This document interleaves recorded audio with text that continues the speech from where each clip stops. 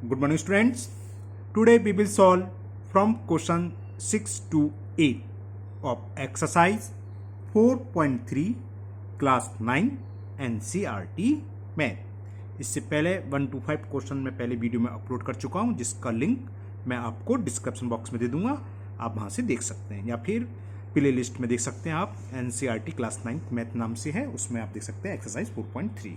Okay, and the question number 6 is, if the work done by a body on application of a constant force is directly proportional to the distance traveled by the body, express this in the form of an equation in two variable. तो हमें इस condition को two variable की equation में express करना है. फिर हमें क्या करना है, and draw the graph of the same, और उसका हमें ड्रॉ भी ग्राफ करना है ना, ग्राफ का ड्रॉ करना है.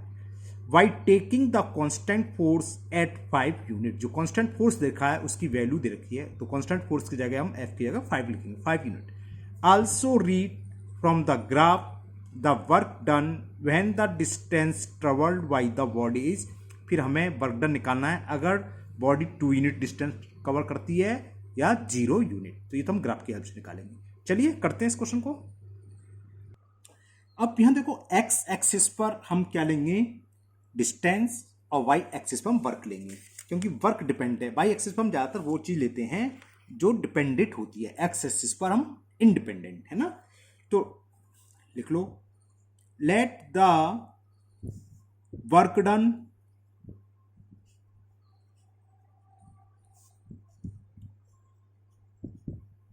by the constant force v, work है तो हम इसको बाई यूनिट मान लिया. डब्ल्यू भी लिख लेते हैं, डब्ल्यू भी लिख सकते हो, नो प्रॉब्लम. नहीं, आप कंफ्यूज ना हो एक्स वाई में, इसलिए मैंने बाई मान लिया, बाई यूनिट. ओके, और डिस्टेंस हम मान लेंगे x. And the distance travelled by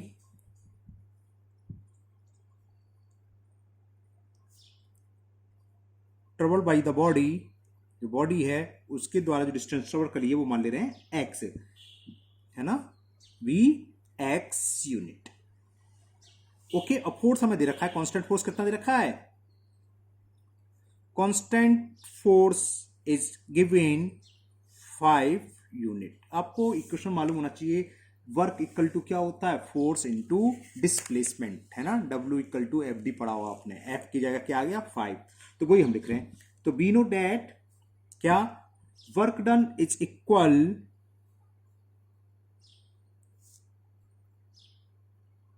F into D बोलते हैं ना, फोर्स. तो हम वर्क डन को आप एफ की बाई के डब्ल्यू भी लिख सकते हो, और डिस्टेंस को डी भी यूज कर सकते हो, आपकी मर्जी है यहाँ. तो work done equal to force into, अगर आप एक्स वाई लोगे तो गलत नहीं है, वैसे तो वर्क डब्ल्यू से रिप्रेजेंट होता है और डिस्टेंस डी से, तो कभी हम डब्ल्यू डी से भी करा देते हैं. तो work done is equal force into displacement. तो हमने वर्क कितना माना, वाई, फोर्स यहां दे रखा है 5 यूनिट के, डिस्प्लेसमेंट हमने एक्स. तो अगर अब ये मैं कहता इसका ग्राफ ड्रॉ करो तो आप तुरंत कर लेते है ना, हमें यही करना है. ये तो इक्वेशन बन गई, लीनियर इक्वेशन तो ये आ गई इन टू वेरिएबल. अब इसको हमें ग्राफ में प्लॉट करना है. तो ग्राफ में ड्रॉ करने के लिए हमने बताया था पॉइंट निकालो, निकालते हैं. टेबल बना लो, टेबुलर फॉर्म में लिख के एक बार x बराबर 0 रख लो. 0 रखा, 5 0 0 0. देखो एक इसमें पार्ट था 0 पर, तो 0 पर वर्क, अगर 0 डिस्टेंस चलता है तो कितना वर्क होगा, यहीं से निकला है 0. ये डिस्टेंस है, ये वर्क है वाई है ना. तो 0 डिस्टेंस करने पर वर्क 0, और हमें मालूम है वर्क अगर हम कोई डिस्टेंस ना हो तो वर्क 0 होता है. ठीक, अब x इक्वल टू हमने 1 पुट कर दिया. ओके, तो 5 बन जा 5, इसकी वैल्यू आ गई कितनी, 5. और अगर 2, चलो कर दूं, 2 करना नहीं चाह रहा क्योंकि 2 पर पूछा, 0 भी पूछा, दोनों यहीं से क्लियर आएगा. अगर हम 2 पुट करेंगे तो 5 2 या 10 यहीं क्लियर हो जाएगा. तो 2 यूनिट डिस्टेंस पर वर्क डन हो जाएगा 10. तो 2 को छोड़कर मैं कुछ और कर लेता हूँ, 1.5 कर लेता हूँ. चलो कुछ भी लिख सकते हैं यहाँ. तो 1.5 करा तो 15 5 या 75, और 1 प्लेस के बाद डेसिमल तो ये जाएगा 7.5. तो हमें ये 3 पॉइंट निकालने आपकी जरूरत नहीं इसको निकालने की, आप 2 से भी कर सकते हो, हम बता चुके पहले सवालों में ना। तो 3 पॉइंट क्या हो गए, 0 0, अगर x 0 है तो y 0, x क्या है वर्क डन, और y क्या है, सॉरी y वर्क डन है, x डिस्टेंस, एक हो गया 1.5 एंड लास्ट क्या है 1.5 7.5। अब इसको हम यहां तक तो काम हो गया, हमें क्या करना है ग्राफ ड्रॉ करना। तो इन पॉइंटों को पहले हम प्लॉट करेंगे और तीनों पॉइंट को मिला देंगे तो वो ग्राफ हो जाएगा। चलिए करते हैं। तो ये हमने ड्रॉ करा, ये एक्स एक्सिस, ये वाई एक्सिस है ना, ये ओरिजिन दिखा देता हूं मैं। ओके, तो ये पॉइंट हो गया 1 2 3 4, नेगेटिव तो कोई है नहीं तो मैं शो नहीं कर रहा, 1 2 ये 3 4 5 6 7 8। फर्स्ट पॉइंट था 0 0, तो 0 0 तो ये होगा, यहां क्या है डिस्टेंस है ना, अब लिख लो यहां पर, ये लिख देना चाहिए वैसे तो कायदे से, डिस्टेंस एरो बना दो, और यहां क्या था वर्क डन, यहां एरो बना दो, स्केल और लिख देना, on x axis 1 unit equal to 1 unit ही लिया हमने, और यहां वाई एक्सिस पर 1 सेंटीमीटर इक्वल टू 1 यूनिट, यहां 1 सेंटीमीटर इक्वल टू 1 यूनिट। तो फर्स्ट पॉइंट इज 0 0 0 0 तो ये हो गया। सेकंड था 1,5, तो 1 1 2 3 4 1 5 ये आया। ओके, थर्ड में लिया था 1.5, 1.5 देखो यहां होगा, ध्यान से रखना 1.5 ये तो होगा, उसके साथ है 7.5, तो 1 2 3 4 5 6 7 7.5 आया ये। क्लियर? ओके, इन तीनों पॉइंट को ज्वाइन करते हुए लाइन ड्रॉ कर लो। करते हैं तीनों पॉइंट को ज्वाइन करते हुए।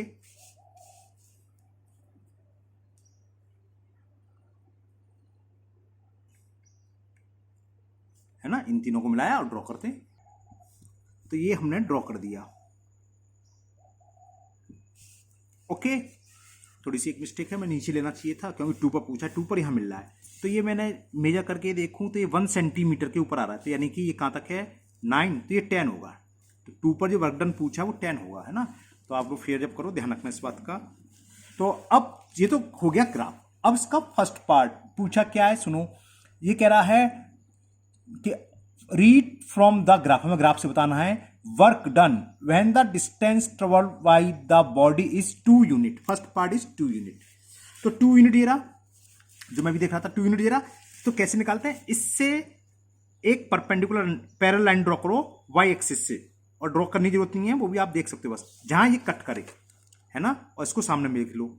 तो ये सामने मिलाओगे तो आप 10 यूनिट पर आ रही, क्योंकि 9 तक तो ये 10 है, तो बस वर्क डन हो जाएगा 10 यूनिट। तो लिख दोगे, केवल ग्राफ में पढ़ के लिखना था मैं, और कुछ नहीं करना। हाँ भाई पेपर क्यों उठ रहा है। तो यहाँ आप फर्स्ट पार्ट में लिख दोगे, फर्स्ट पार्ट का सॉल्यूशन कि work done when the distance travelled by the body is 2 unit, the work done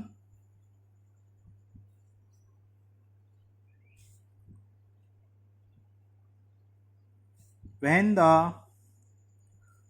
body, या when the distance traveled by body, ऐसे लिख दो, when the distance traveled by body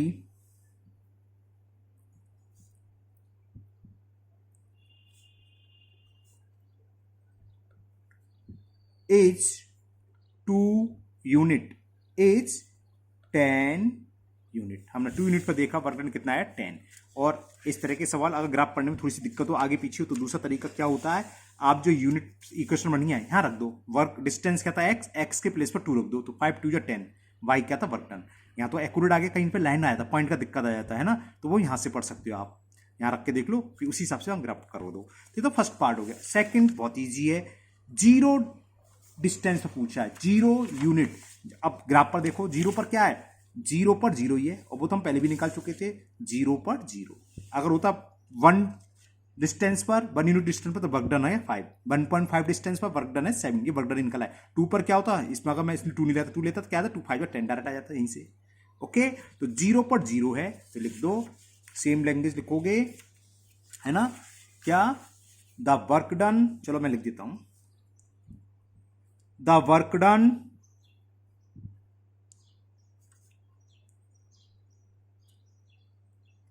when the distance traveled by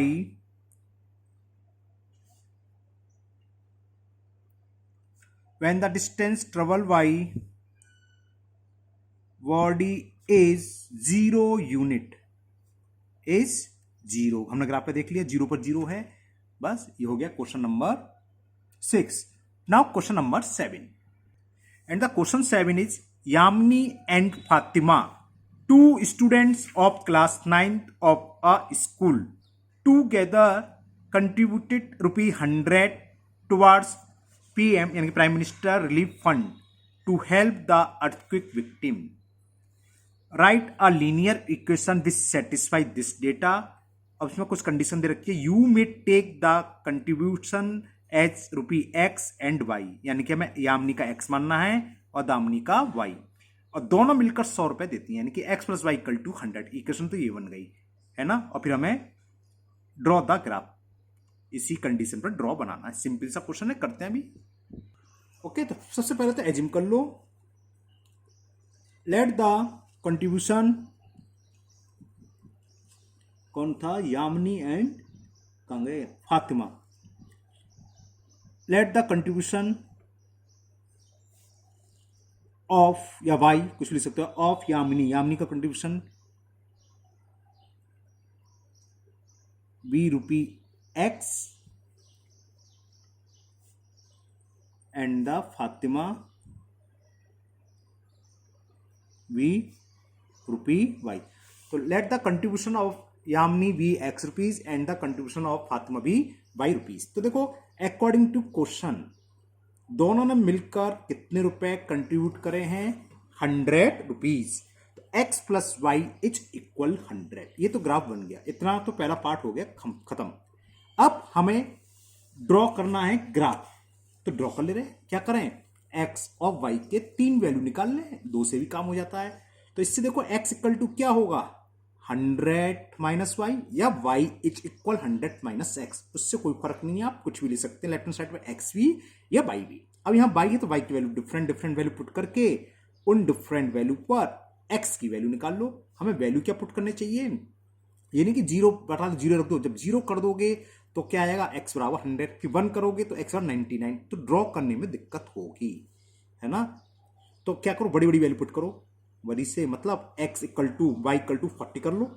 जब 40 put करी तो 100 में से 40 गया 60। अब 50 पुट कर लो, फिर 100 में से 50 गया, X 50 आ गया। एक और निकालनी थी, 60 पुट कर लो, और 60 माइनस करेंगे, 100 में से 60 गया तो क्या बचा, 40।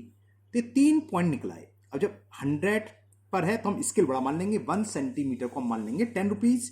तो क्या होगा, एक पॉइंट आ गया 60, 40। X की वैल्यू जब 60 है, देन Y = 40।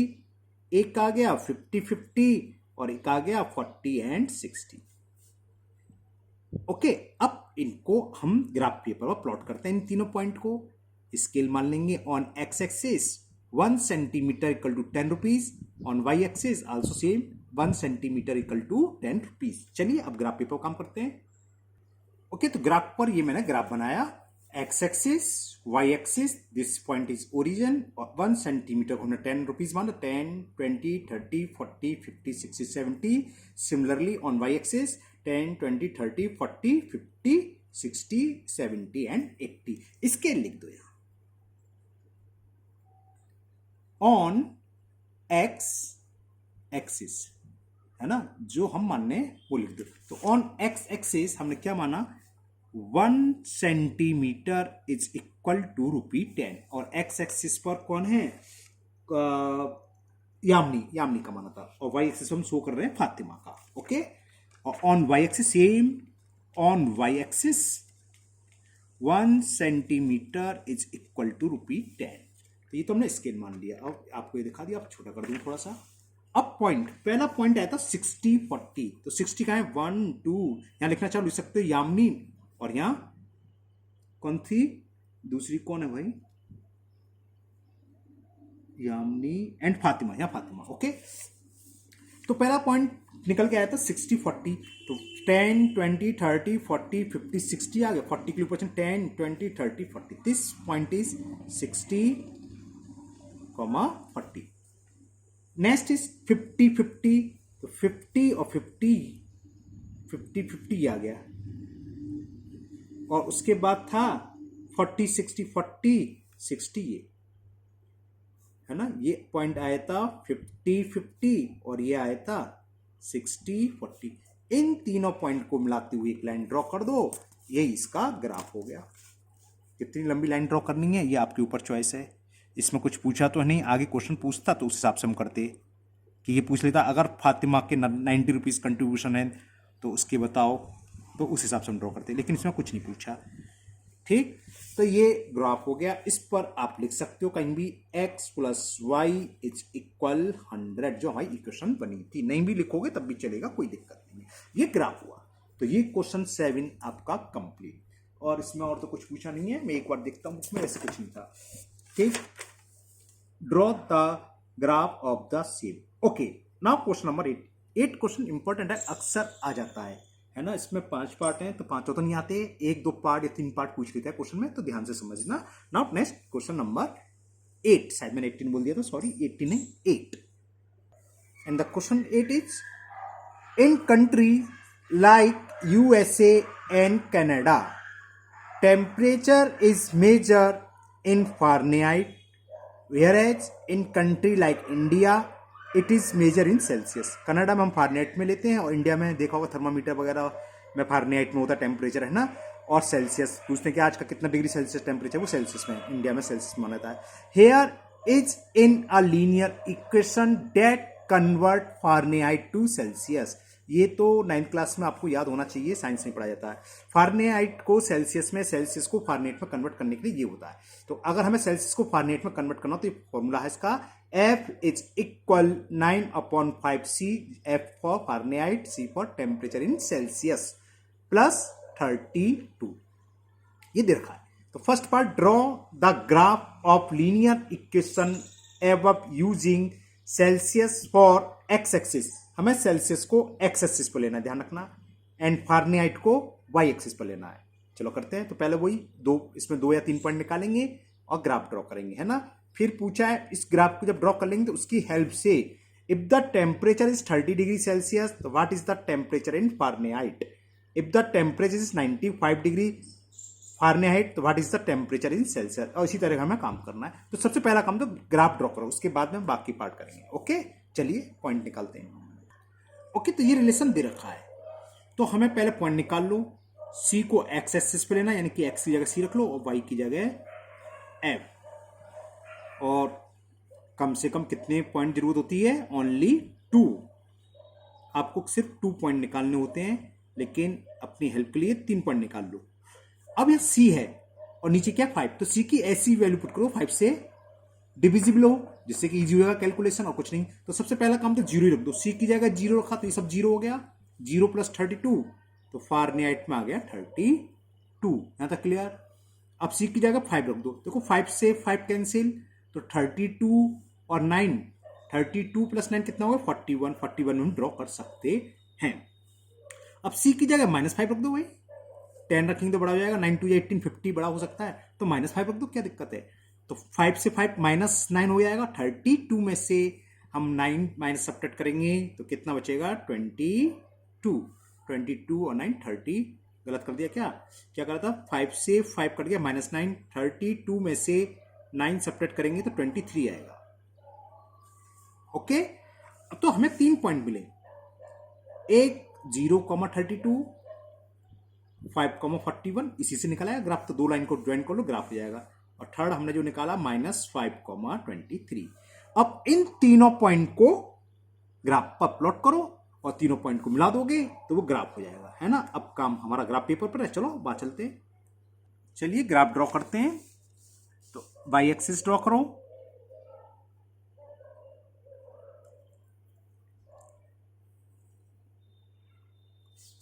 और एक्स एक्सिस। ये ध्यान रखना, x की वैल्यू यहाँ -5 है, तो कम से कम 5 वक्त छोटे होने चाहिए। मैंने बहुत सारे छोड़े हुए हैं ना, कि 1 2 3 4 5, और छोड़े ही ना कर दें। जैसे मैंने ऊपर इससे पहले क्वेश्चन में ध्यान था, ऊपर 10 बॉक्स नहीं आए थे, है ना, इसलिए मैं थोड़ा नीचे ले लेता हूँ उसे। ये बॉल चल गई है, चल जान दो। एंड द एक्स एक्सिस,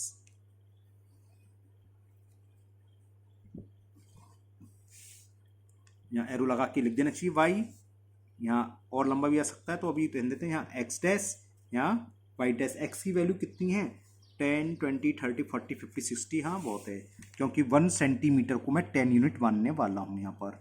आप 5 भी मान सकते हैं, वो आपके ऊपर डिपेंड है। ये हो गया x।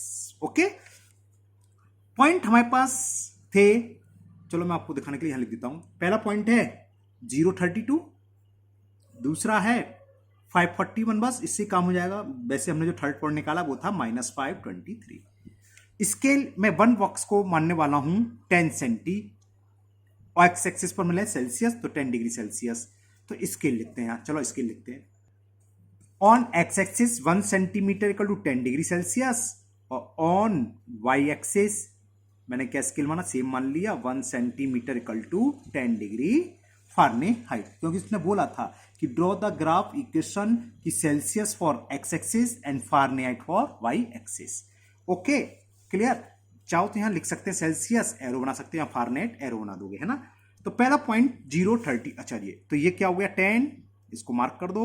ये 20, 30, ये 40, बस इससे ज्यादा है नहीं, और एक्स की वैल्यू देती है, वाई पर ले लो 10, 20, 30, ये होगा 40 का, ये 50 को शो करेगा।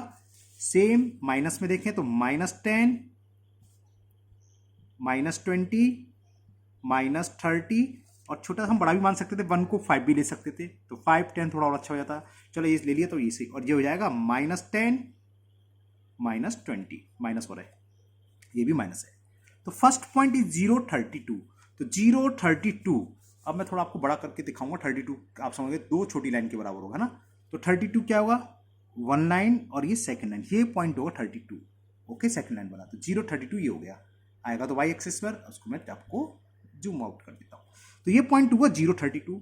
फिर है 541, तो 5 कहाँ आएगा, आधे पर आएगा, इसलिए अगर हम 5 यहाँ लेते सही रहता, आधा भी डबल मान सकते थे स्केल की, 1 centimetre equal to 5।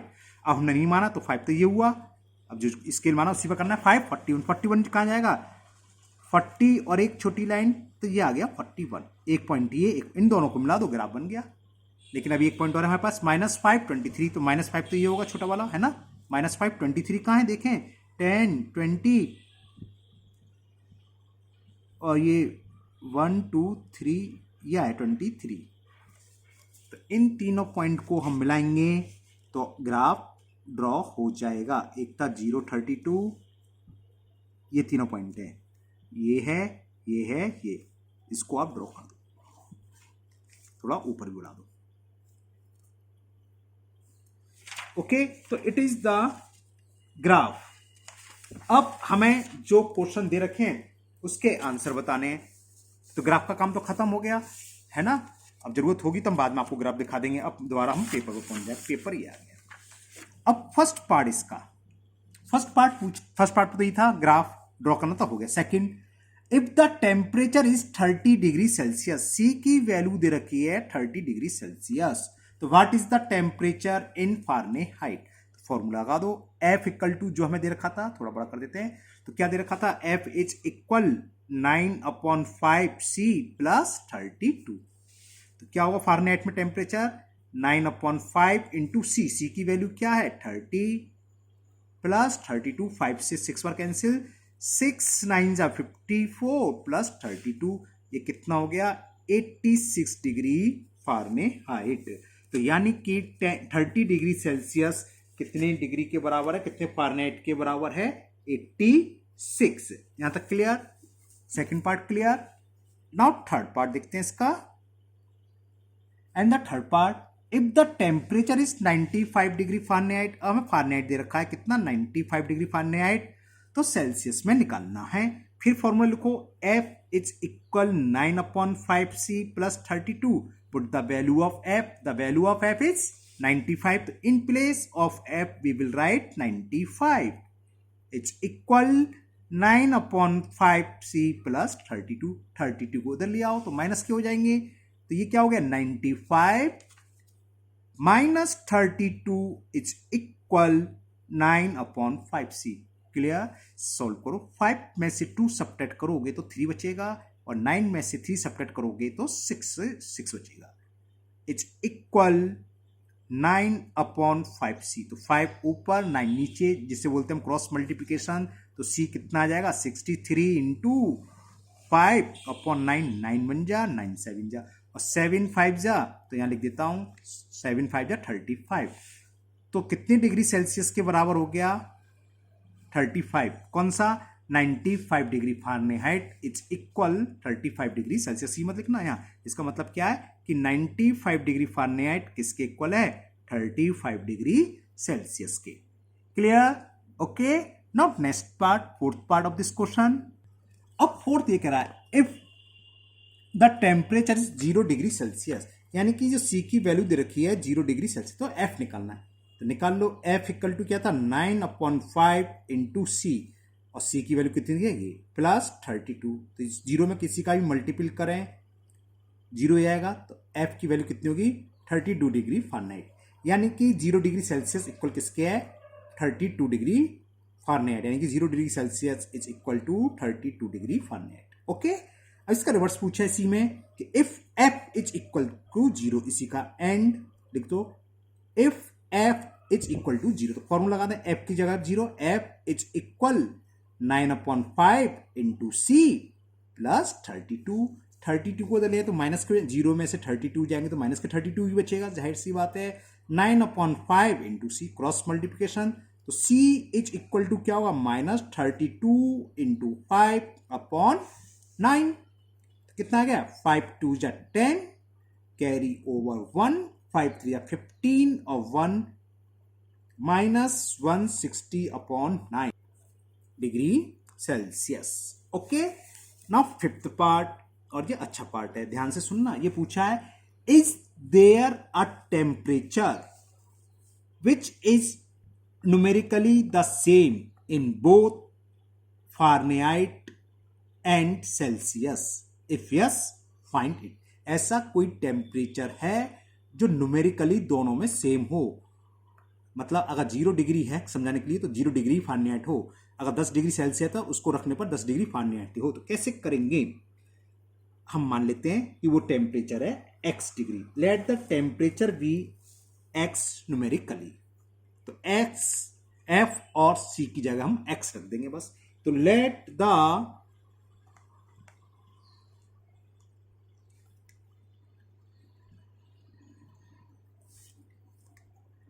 The numerically temperature be x,